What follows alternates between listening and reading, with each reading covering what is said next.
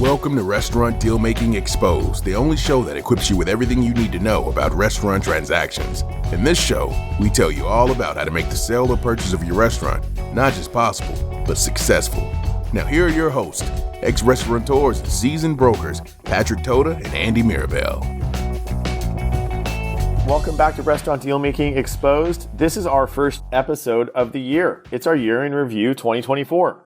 So let me start with a little introduction about what our general overview is of the year and some of our experiences and observations, and then we'll move into a little conversation between my friend Patrick and I. What a year it has been. 2024 has had many layers to unpack within the hospitality industry, which directly affect our jobs as restaurant brokers. We have hoped and watched our beloved industry try to slowly climb out of the pandemic and creep towards some level of operational and economic normality. Sadly, this climb in most areas, especially urban areas, have been much slower and more challenging than expected in 2023 and throughout 2024. California's urban areas have seen high closure rates of restaurants and bars.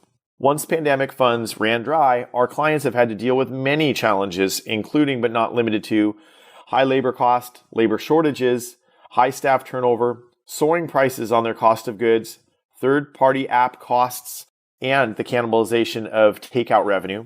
New and different customer trends such as dining out less or drinking less alcohol, causing a large dip in total revenue for most restaurants and bars. There are positive trends though. We've seen third-party food delivery continue to grow and thrive. We see many new quality quick service concepts open or expand to new locations, among other things. The economy and politics have played a big role in customer spending trends, as well as restaurant and bar buyers. In short, 2024 had more challenges than benefits for most hospitality business owners in California. However, as concepts pivot to the new normal and adjust to market trends, we continue to see how resilient our beloved hospitality industry truly is. My esteemed colleague Patrick and I have been honored to finish our first year of hosting our podcast, Restaurant Deal Making Exposed. It has been a big learning curve to create and produce this podcast. We have been blessed to have many exciting guests on our show this year, from star chefs, industry-specific attorneys, a restaurant accountant, restaurant group owners, bar and club owners, and so much more. We are both thankful for the experience in creating this podcast, for our colleagues and coworkers who listen and support us, for our families during this holiday time. We look forward to exposing much more about our exciting industry in 2025. All right, Patrick, that was my long-winded intro for us. It's been quite a year. It's been interesting. I know we always say each deal and transaction is different than the previous one, given all the layers and nuances of our transaction and our work. But this year seemed especially so for some reason. Tell me a little bit about what you're feeling about 2024. I think in some ways, I felt like 2024 went backwards from where we were in 2023. More specifically, like you said in your intro there, in the urban areas, I thought we made some great strides in 2023. And then I believe potentially because of the election and just the uncertainty of everything, maybe the wars across the world, for whatever reason, areas that have typically done very well in some of these urban areas were very challenging. I don't want to paint, a doom and gloom type loop thing here. I live in San Francisco. I can't wait for San Francisco to come back and do its thing all over again here, but there's definitely been some challenges. I would say in areas like the Mission, for instance, this area was always particularly an easier place to sell a restaurant. A little bit more challenging. It's very vibrant, that area, and it's very diverse, and it's densely populated with so many restaurants and bars. So it really thinned out, didn't it? Exactly right. There was just probably too many restaurants and bars, and you needed a natural kind of do-over there. Cleansing. Yeah. Maybe it can become a little bit more authentic in this whole, my whole goal for this time in San Francisco, and I speak specifically about San Francisco because I live here, perhaps we can kind of get back to basics and get back to what San Francisco was really good at. The other big challenge that nobody ever talks about is for many years, San Francisco was a spot to come for all the greatest concepts. And now you have all of these cities outside of San Francisco like Walnut Creek and Palo Alto and Burlingame.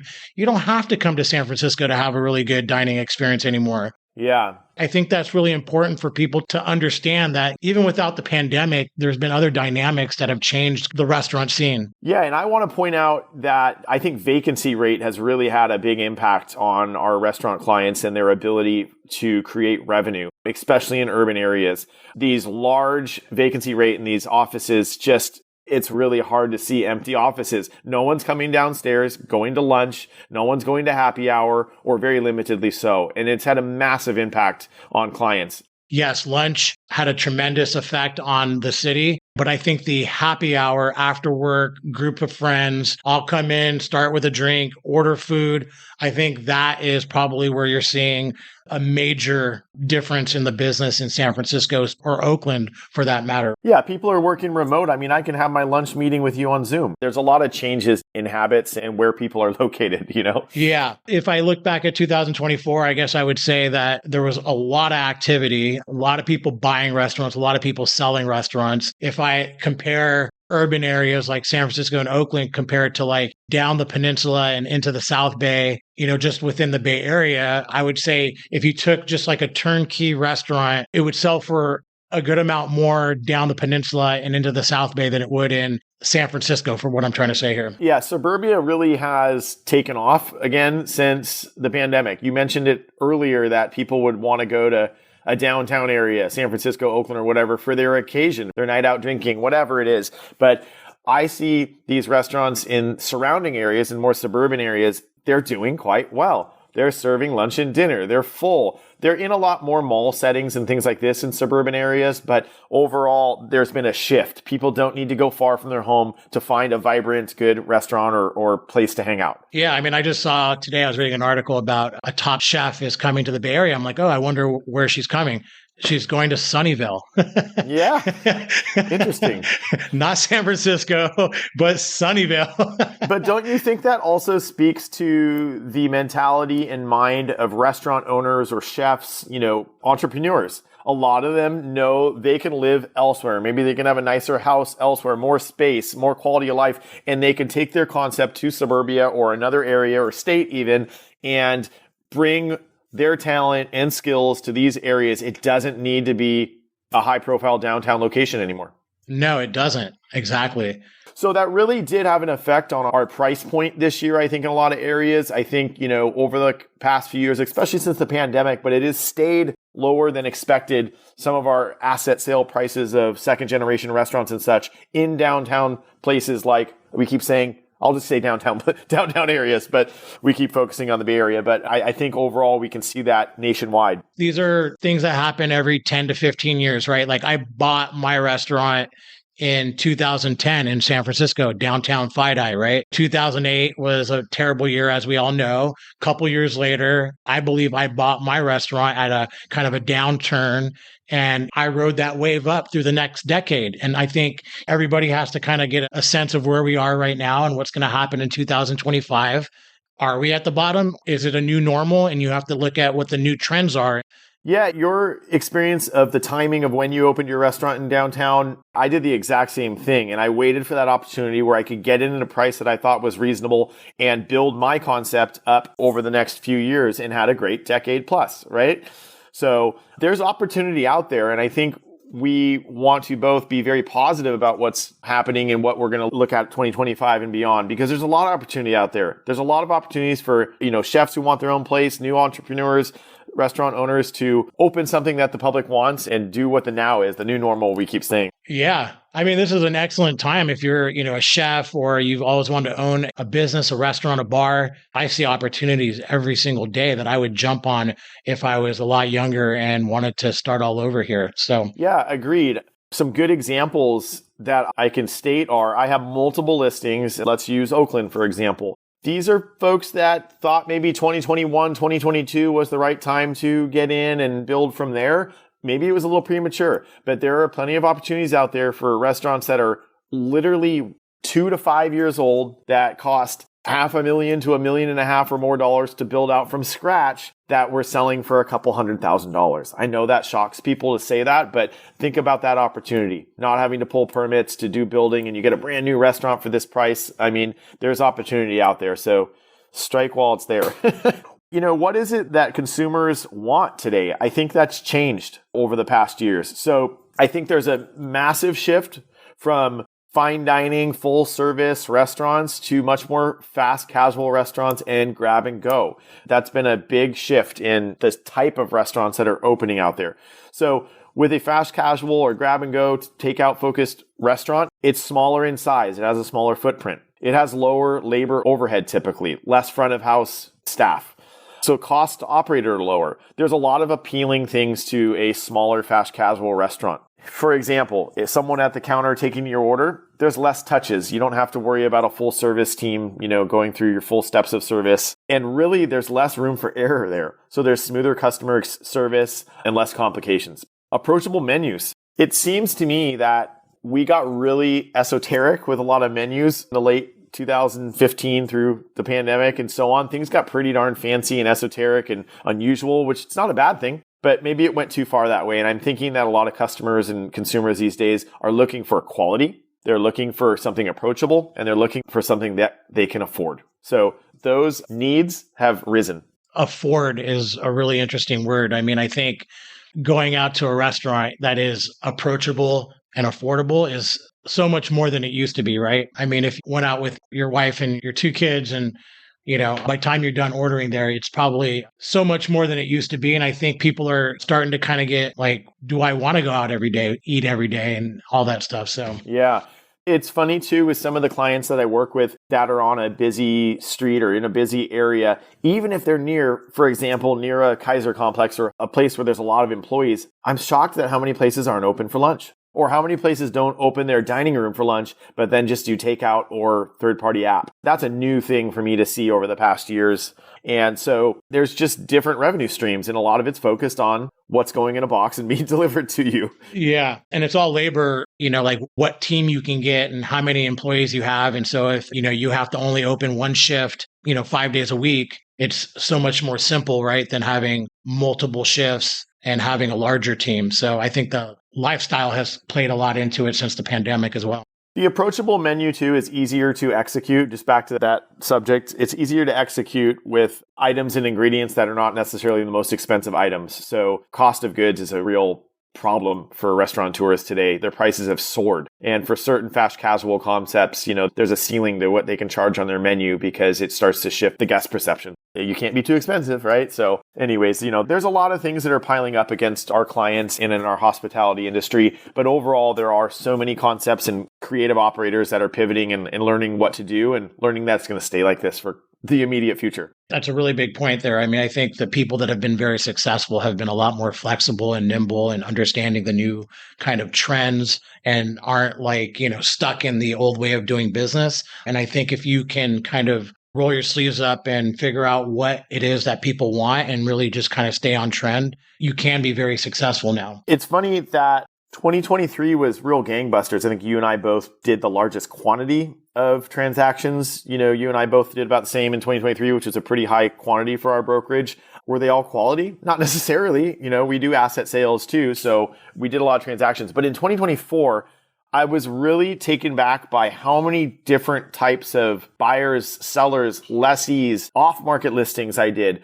People are looking for the right opportunity for themselves and their concept right now. So I was really approached from a lot of different angles, not just buyer and seller or, lessee. And there was just a lot of different types of transactions this year. And it kept me on my toes because you need to be looking through the lens of who your client is. And if you have a lot of different kinds of clients seeking different goals, it makes our job a little more challenging. But thankfully, given the niche we're in, we really do have that experience to handle a buyer, a seller, or a lessee or landlord, whatever it may be. Agreed. So Andy, let me ask you, knowing where we were in 23 and just finishing up 24, where do you see 2025? I hope there's a little more stability, if you will. That's probably the word I want to see for 2025. I think you pointed out a few things. The economy was really a challenge and a moving target in 2024. Rates stayed high, so SBA lending and other lending was not as common, or, it's harder to get folks approved. So, we had the elections, we have the wars, we have, the political atmosphere seemed very charged. It has been in the past and during election years, but it was this year too.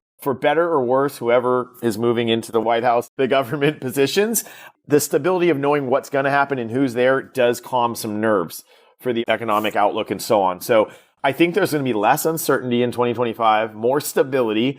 I think it's going to be a good year. I really think that people are going to start making moves and plan for the next 4 years. I'll have to agree with you on that. I think the perception, at least, of a new president coming in is the economy is going to be better. And I think a lot of people work off that perception. And they do think that this sort of president does bring a better economy. And if that perception helps all of us, then that's great. Why not ride that wave out? Yeah, absolutely.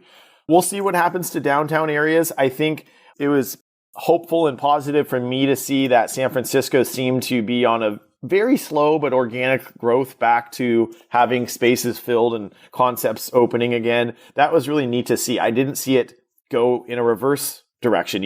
Sometimes you see it start a little bit and taper off, but it seems to be going in the right direction. I think certain East Bay locations have a lot to be desired for a lot of reasons, but there are so many places in suburbia and suburban areas surrounding us that are just really thriving. So I think that'll continue to be the case. For instance, on West Portal here in San Francisco, Elena's opened up, which is a concept from Westlake Joe's, and they're just doing so incredibly well. They have a lot of goodwill that they have built up organically over many years, but the opportunity is there. If you can have a very fresh and new concept and have really good food and have really good service, I do believe you can do well. Yeah, agreed. What's your take on 2025 then? Are you in agreement with me that it'll be a good year, or where are you at? Like I said earlier, I think the perception going into it, I think that people will fall in line with thinking that it's going to be a good economy. I think I've read some interesting things about San Francisco, for instance, with, office space being leased out. I hope that helps, with the lunch business. I hope that helps with the after hours business. I've been reading a lot about these entertainment districts that San Francisco is creating.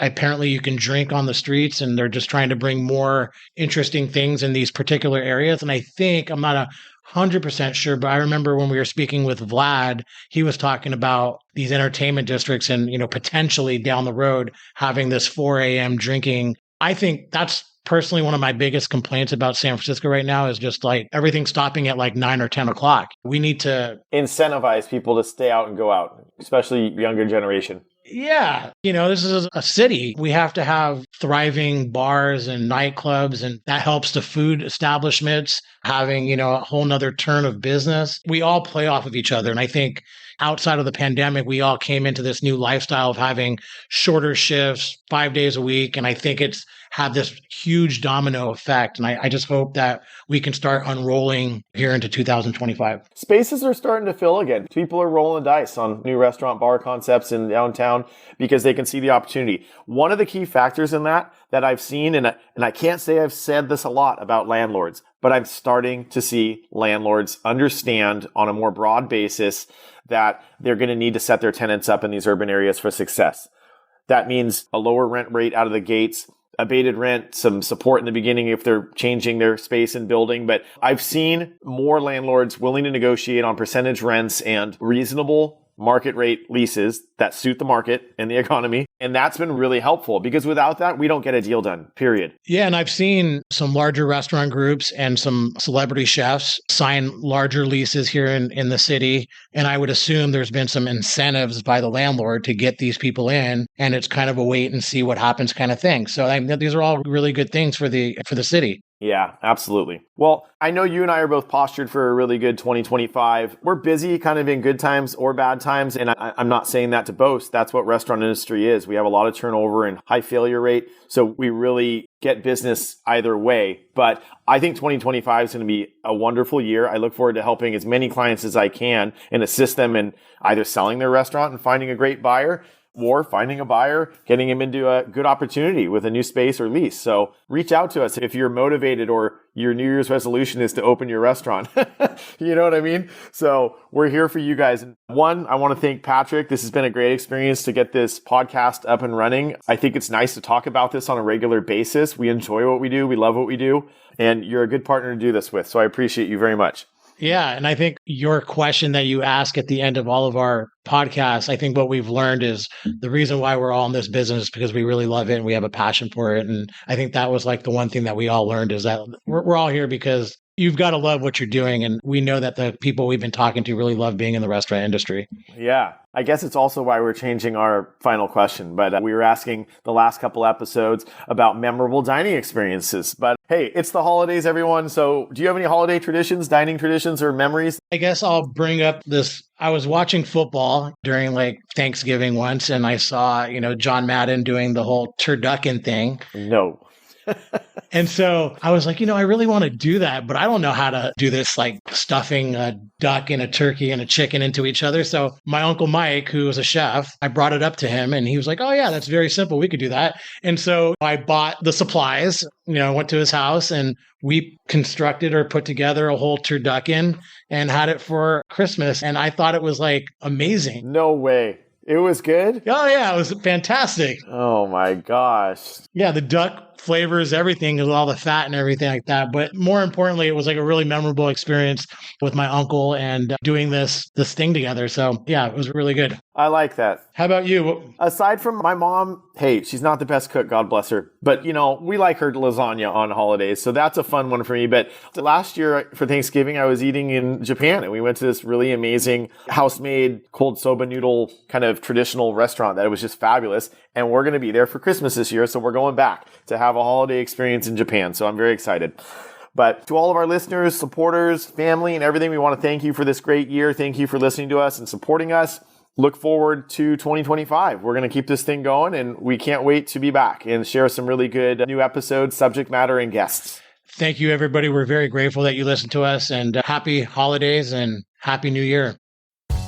If you enjoyed today's show and don't want to worry about missing an episode, you can follow the show wherever you listen to your podcasts. And if you found today's episode interesting or useful, please share it with someone you think would benefit and consider leaving a rating and review.